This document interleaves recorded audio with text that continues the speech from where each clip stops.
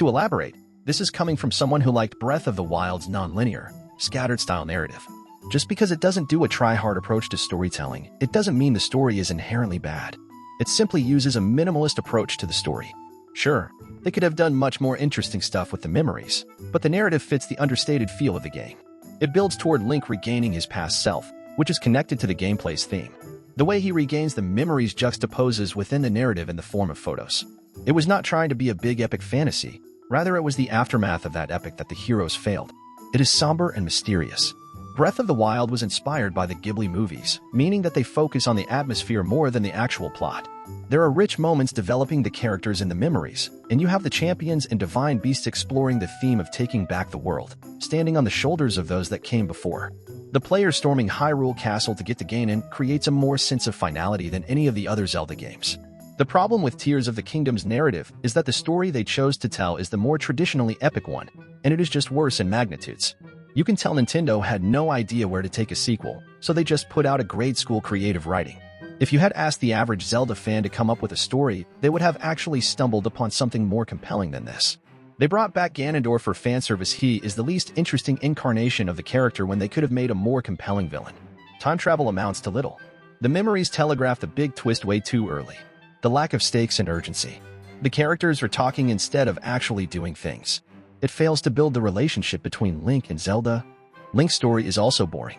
Every character he meets is one note, simplified down to their main quirks. Breath of the Wild's more abstract version of Ganon as this floating barely solid serpent is much more interesting than the generic incarnation of this Ganondorf. There are many elements to the story, but none of them thematically ties into one, which is why Tears of the Kingdom's climax pales in comparison to Breath of the Wild. Tears of the Kingdom's story feels disconnected from Breath of the Wild even though it is a direct sequel, while not feeling distinct enough to be its own thing. Ocarina of Time to Majora's Mask is a different narrative experience in so many ways that Breath of the Wild and Tears of the Kingdom are not. It reuses so much stuff from Breath of the Wild like Secret Stones, the Dead King's Ghost as a tutorial guide, Zelda's Gone Missing, fighting Ganon, corruption on Hyrule, Handshake Fusion Spirit, and the Sages which are the champions. It's just more of the same, executed worse. The champions were Link's friends a century ago, and were all killed in a tragic defeat Link's failure to stop Ganon. By freeing them from Ganon's shackles, it is all tied to Link remedying their sacrifices and his failure. They got lots of character developments and backstory cutscenes, as well as surrounding the side characters mourning their losses and remembering who they were. And once freed, their souls followed the player as companions. Whenever Link uses their power, it's the ghosts using their power to aid Link's quest.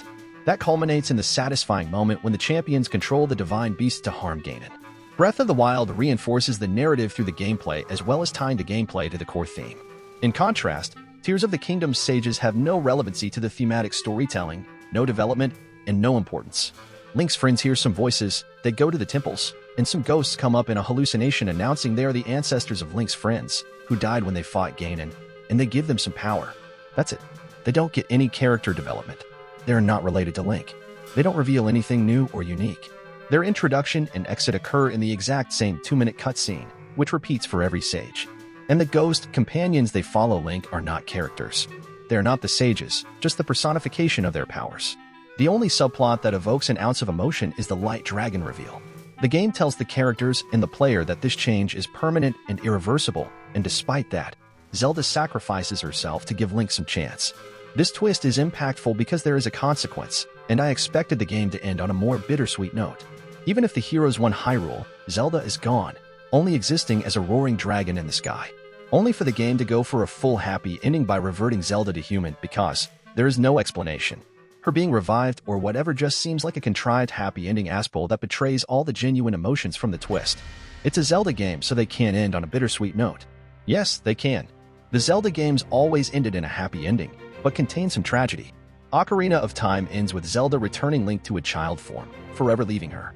The Wind Waker ends with King Hyrule drowning with his kingdom after realizing he was selfish to restore it. Twilight Princess ends with Midna leaving Hyrule forever. Skyward Sword ends with losing Impa and Fi. Tears of the Kingdom is consequence-free. No present character dies, changes, or learns an important lesson. It just takes away from the game to bring Zelda back, and that's why the story feels cheap. Nintendo has said that this is the last of this duology, so I don't understand why they felt a need to reverse the consequence. Although Breath of the Wild's ending was conclusive, that doesn't mean there is nowhere to take Tears of the Kingdom. It can be done. And it can be done in a way in which something is actually accomplished in the end, because this game took dozens of hours to do nothing story-wise. I believe it would have been a lot more compelling if there were no Ganondorf. Ganon had his last chance in Breath of the Wild, and he's dead. No need to revive him. Ghibli's Nausicaa of the Valley of the Wind and Castle in the Sky influences were already everywhere in the first game, with the current civilization uncovering the weapons that once belonged to the hyper-advanced ancient civilization, which ended up getting used by the villain to turn against them to rule the world. The Guardians in Breath of the Wild were basically the robot soldiers from Castle in the Sky. With the two works' influences being more overt in the sequel, they should have taken influences for the story as well. In Castle in the Sky, Sheeta is the princess, one of the few descendants of the royal bloodline of the ruined civilization of Laputa, just like Zelda. In the film, Sheeta's arc is about foregoing that destined bloodline and living her new life with friends, low-class beings, she made along the way. That is why Muska is the villain, who is obsessed with reclaiming the old kingdom and becoming a demigod.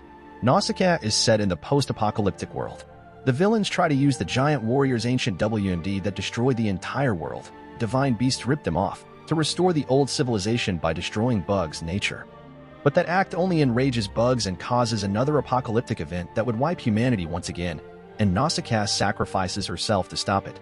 Nausicaa in particular delves into this theme much deeper in the manga series, which casts a cynical outlook on civilization and its division between humankind and nature. This is fitting and right in line with Zelda's usual themes. Ocarina of Time is superficially about saving Hyrule, but the payoff is for Link to return to childhood and live out the life he should have had without the Destiny stuff. The Wind Waker is about stopping a recidivating Ganon from the past who has come back to undo the wishes of the gods and bring back Hyrule to rule it. But the payoff is that even the king was in on this fantasy, which he regrets, so he wants for Link and Tetra to go back to their new world and play pirates on the sea as kids do. There's a theme of abandoning the thing you thought everything revolved around. Breath of the Wild is all about being part of the wild. A lot of fantasy adventure stories use a looming threat as their main narrative focus to drive the story with urgency. Breath of the Wild does have a looming threat, but it isn't really urgent. The goal is to go to the castle to kill Ganon, but first, the world must be explored to regain the strength, and in doing so, the player has to become part of the wild, nature. In the process, you find the state of Hyrule to be post-apocalyptic, littered with the destroyed guardians and a sparse array of villages, especially compared to the other games, but with lush overgrowth and sprawling hills of healthy green that cover civilizations from a century prior. Breath of the Wild is about connecting the player with Hyrule as a place. There is a peacefulness in the world no other game had, despite the enemies constantly skulking around. The world is so much destroyed that the game motivates the player to revitalize the Hyrule once again, bringing it back to the way it used to be depicted in the other games. That is what Link the player is fighting toward to end the current apocalypse by confronting Ganon and helping the villages. However, at the same time, the world doesn't feel like an apocalypse. People don't care. The world doesn't care. Societies are prosperous.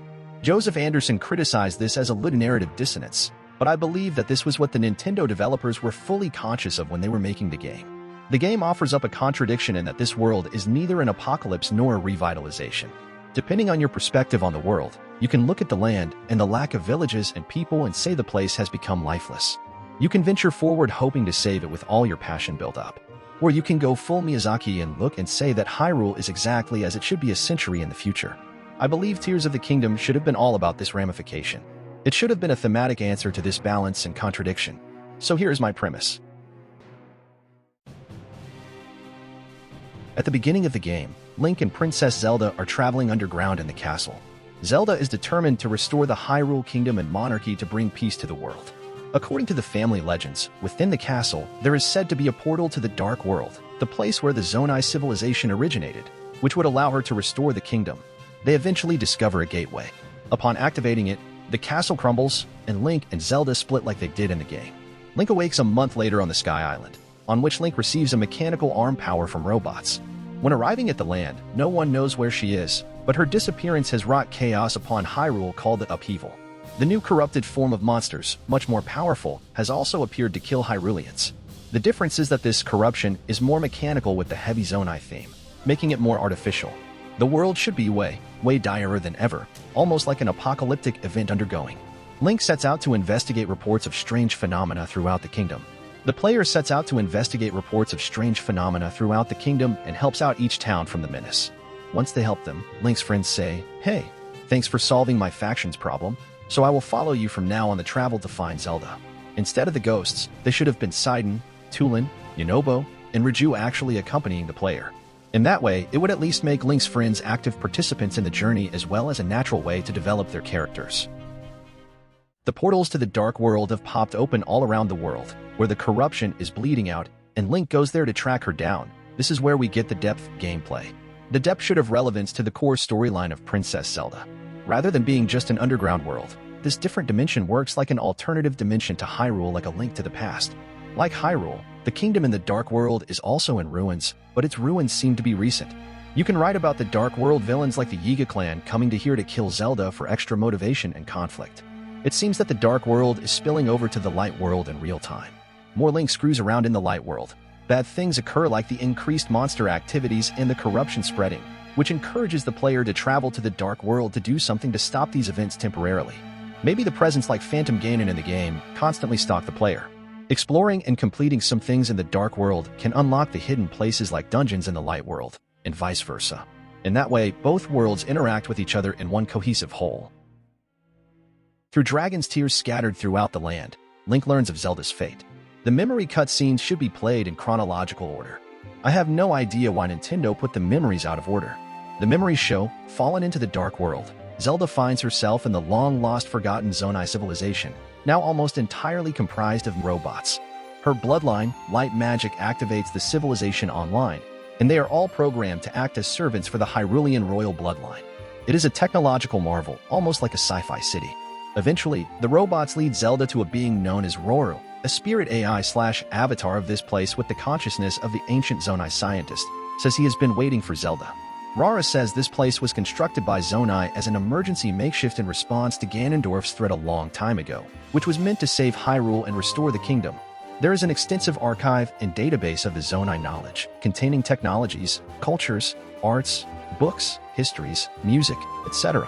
Secondarily, they've made countless eggs of every race stored in the storage, who will populate the world. Zelda is impressed. This was what she was looking for. In the Light World, she has no ability to help her friends. She is just another woman who is said to be Hyrule's savior. The kingdom is in ruins, and Zelda has done nothing to help people overcome their circumstances. People see her as a false idol. With all the sci-fi tools and gizmo present in the Dark World, she realizes that she can restore the kingdom and bring back peace and order to Hyrule. In that way, Rora helps Zelda in her quest. As Zelda travels throughout the Dark World and uses her power to activate the restoration program as Rora tells her to do, it spreads the corruption. Both the Light World distorts, like how the land rises, the monsters appear, and deterioration spreads. Rara says the corruption's role is cleansing the Light World, which means it will destroy everything up there to start anew. The wave of purge will target every tribe and every being, Gerudo, Zora, Rito, purging everyone. Only then, the new kingdom of Hyrule can prosper. Once this cleansing process is over, there will be a new purified kingdom of Hyrule. Everyone can live happily ever after. The eggs will release to the Light World to repopulate Hyrule and prosper by using the stored knowledge and tech as a foundation. There will no longer be suffering and pain in this new Zonai-aided civilization, and Zelda will rule it as a queen. Zelda says this isn't what she wanted. She has friends. There are people above them. Rora retorts that Hyrule lost its technological greatness and had degenerated into a primitive state. Only the full restoration of Hyrulean greatness will guarantee an eternal utopia. When Zelda refuses to be part of this plan, Rara orders robots to capture her. He needs her power in order to complete the process. To escape from the Dark World, she swallows a dragon egg in haste, which makes her undergo a painful dragonification process. Dragon Zelda flies up to the Light World. This is why the Dark World has been spilling over to the Light World. Rara has been looking for Zelda. The story doesn't have to say dragonification permanent or irreversible. Just make it so that she can only be freed when Link breaks a curse in the Dark World. The climax has Link fight Rora to destroy the Dark World's Zonai civilization entirely. Destroy data storage, eggs, technologies, and everything. Bury it alongside the ancient history. Zelda's arc in Breath of the Wild was about accepting the responsibilities she has and being strong enough to deal with them. She already has a very modern mindset of a scientist or an adventurer rather than a traditional royalty as depicted in the older games. The payoff to that arc should have been Zelda realizing that maybe the kingdom is too much and too ancient, and she doesn't need to be a princess or a divine ruler or anything. She just needs to do what she wants to do. As part of all the escalation with the Great Calamity, she ends up giving up on restoring Hyrule against the torment of those who want it. Instead, we destroy it and show the villains that we don't need royalty. And then that becomes the new future of the Zelda franchise, where monarchy and kingdom have ended. Zelda giving up her role as princess is also the best way for Zelda to actively be a part of the story and take care of herself.